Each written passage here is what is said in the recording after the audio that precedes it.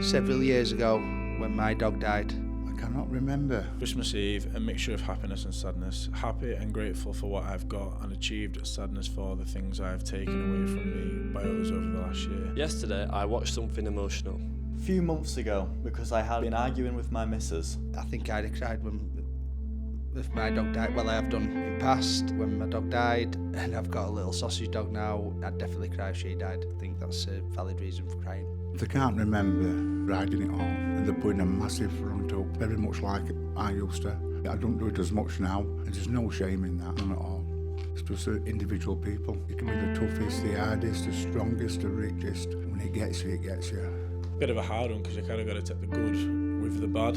I'm always a person that kind of like promotes happiness and like positivity, so kind of like dwelling on the bad stuff, you're not really going to get anything from it, and eventually you're only going to make your mood worse. I can't relate to this because I don't get attached to TV programmes that I watch. Some of them are based on true stories, but it's not happened to me in real life, so I can't connect myself to it. Might be different for other people, but I can't relate. Personally, I can't relate. I'm not really someone to get into relationships with anyone. I can understand how that would make someone emotional and slightly distressed, causing someone to cry, because it is quite a tough situation to be in when you're in an argument.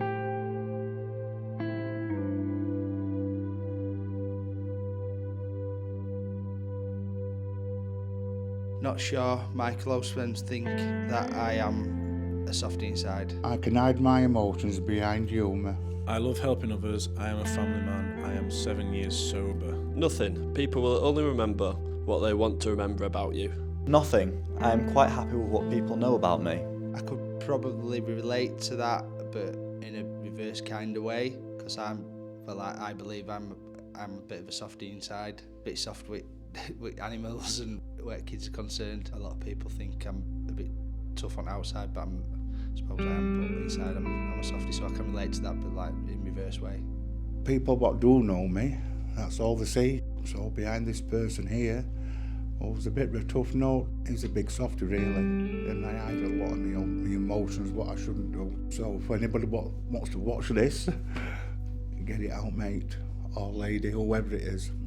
Honestly, there's no shame in it one bit. Helping others is a massive one. I absolutely love helping others. I would much rather see somebody else do well than do well myself. Family man, I absolutely love my family to pieces. I'm the biggest mummy's boy you'll ever meet in the world, and I've got a 3-year-old son, and I adore him as well. 7 years sober is quite a hard one to do. I think putting a timestamp on it, you're kind of limiting yourself to where you want to be. I just stick with being sober and kind of leave it at that. I think this is correct because people have their own opinions on you.